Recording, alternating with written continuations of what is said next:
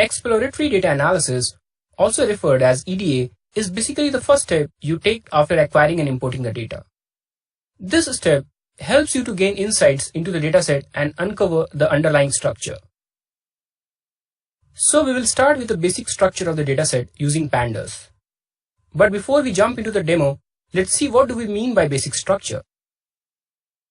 Well, once you have imported the dataset in your working environment, you may first want to know how many rows or observations you have in your dataset, or how many columns or features are available to you, and what are their data types.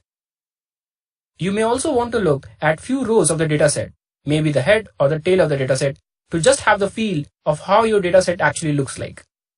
So now let's jump into the demo to explore the basic structure of the Titanic dataset. In this clip, you will learn the use of Pandas to import the dataset to the Jupyter Notebook and then use various Pandas functions to investigate the basic structure of the dataset. So here we are in the Jupyter environment. By now, you must be very familiar with this environment. So if you recall, we have placed all of our notebooks in the Notebooks folder. So let's navigate to this folder. Here I have already created a new Jupyter Notebook for you, and we have given it a name using the convention that we have discussed in the previous modules. Let's open this notebook. I will go through different cells of this notebook one by one. I have also added comments in this notebook so that you can refer them later if you want to. I would also suggest that you work along with me so that you can get maximum benefit out of it.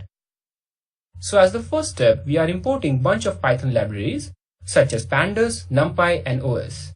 And we will use these libraries in this notebook. Also, as a good practice, we have provided alias names for Pandas and NumPy libraries so that we can use their functions using the shortcut notations instead of typing the whole word of Pandas and NumPy each time. In fact, this is a very well accepted common norm for Pandas and NumPy users. So let's execute this cell to import the libraries. Next, in order to import data, we have first set our path. As discussed in the previous module, we have stored our raw training and test files in the raw subfolder in the data folder. Again, as a good practice, we have used the relative path from the parent directory instead of hard-coded path.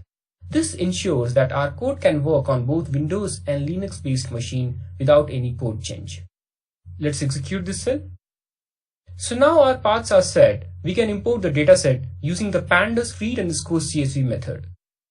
In the read_csv method, we need to specify the path of the file as the first parameter. You can specify other attributes as well if required. I would also recommend that you look into the Pandas documentation to see all of the available options because you may require them for different datasets. Well, here in our case, we have only set one attribute, that is index_col. This attribute is used to choose the column as the index column of the Pandas data frame. You can think index as the unique field to identify each row. And because in the Titanic dataset, each observation is associated with one passenger only, we have used the passenger ID as the index column. So here in this cell, we are creating two data frames, one containing the training data and other containing the test data. Let's execute this cell. So our data frames have been created. So if you use the type function on any of these data frame objects, such as train_df, then you should get a pandas data frame. Let's execute the cell to confirm this. And we do have the pandas data frame as a return value of the type function. So now we have successfully imported our data to the Jupyter environment. We will look at some very useful functions to explore the basic structure of the dataset. And the first function that we will look is the info function. The info function can be used to get some basic information about the data frame. Let's execute this cell to get the information for the train data frame. So the info function spits out a bunch of useful information for us. So it says we have 891 entries in the training data. It also provides information about different columns and their default data types as inferred by Pandas. To know more about these columns and what they actually mean, you can refer the Kaggle site as well. However, let's quickly look at these columns because it will help us to understand the dataset. So we have already seen what the passenger ID means. The survived column provides information if the passenger has survived the Titanic disaster or not. It is encoded as integer, where 1 means that the passenger has survived and 0 means that the passenger could not make it. The P class column refers to the passenger class. This column is also encoded as integer. So 1 means that the passenger was traveling in the first class, 2 means the second class, and the 3 means the third class. Then we have the name, gender, and the age column. Then we have a column SIB-SP, which refers to the number of siblings and spouses aboard in the trip. The P-arch column refers to the number of parents or children on the trip. We also have a ticket column that contains the ticket number. Fare column contains the passenger fare. We also have the information about the cabin of the passenger. The embark column suggests the point of embarkment or the boarding point for the respective passenger. We have 3 embarkment points encoded as C, Q, and S in the dataset.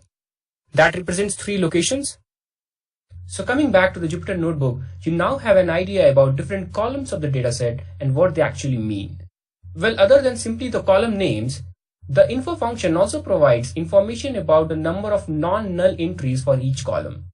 For example, here in the age column, we don't have age information for many passengers. Similarly, we have cabin information for only 204 passengers in the training dataset. Also, for a couple of passengers in the dataset, we don't have information regarding their embarkment point. Info method also provides the memory usage of the data frame. This can be very useful, especially when you have large datasets, because you will get an idea about the memory taken by the data frame object. So now you have some information about the training data. Let's use the same info method on the test data frame. Let's execute this cell. So in the test data frame, we have 418 entries, and again we have some missing values in the test data as well. Don't worry, we will tackle these issues in the subsequent clips.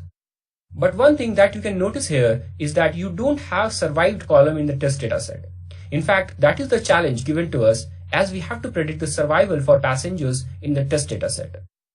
Well, we will talk about all the prediction stuffs in the last module.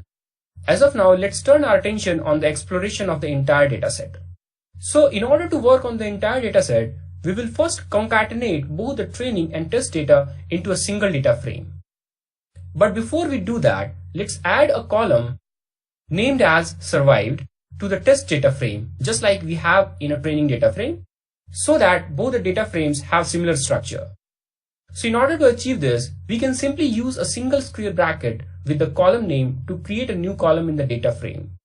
And we have set the default value as some arbitrary value such as -888 as shown here. You can pick up any other value. Let's execute this cell. So now both the training and the test data frames have similar column structure. We can concatenate them using the Pandas concat function. In the concat function, we have passed the data frames as a tuple.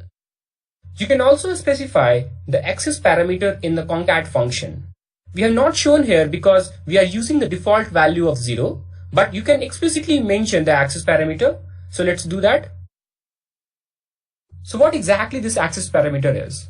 Well, this parameter defines how do you want to concatenate two data frames. If the access value is 0, then Pandas will concatenate row-wise, means values from one data frame will be stacked over the another. However, if you would have set the access value to 1, then concatenation happens column-wise, means you put values from one data frame to the side of the values from another data frame. Well, for this case, we want to use the access value to be 0. So let's execute this cell. So now we have one single data frame containing both the training data as well as the test data. Now let's again use the info function on the full data frame. So in the full data frame, we have total 1309 rows. Next, let's investigate few rows from the dataset to get a feel of the actual data in the data frame. So you can use the head function on the data frame object to get top n rows, and by default it will return top 5 rows. Let's execute this cell. And here we have top 5 rows of our full data frame df. If you want to see more rows, you can specify the count in the head function. In the next cell, we are passing a value of 10 to get top 10 rows of the data frame. Let's execute this cell. And here we have top 10 rows. Similar to head, you can also look into the tail of the dataset using the tail command. Again, by default, the tail command will return last 5 rows. Let's execute this cell. And here we have the last 5 rows. So now you have explored the basic structure of the dataset. Next, we will move further in our data exploration journey. However, in your journey, you may have to select one or more rows or columns to get some fine-grained information. So before we move further in our data exploration journey, let's learn about the basic Pandas selection, indexing, and filtering in the next clip.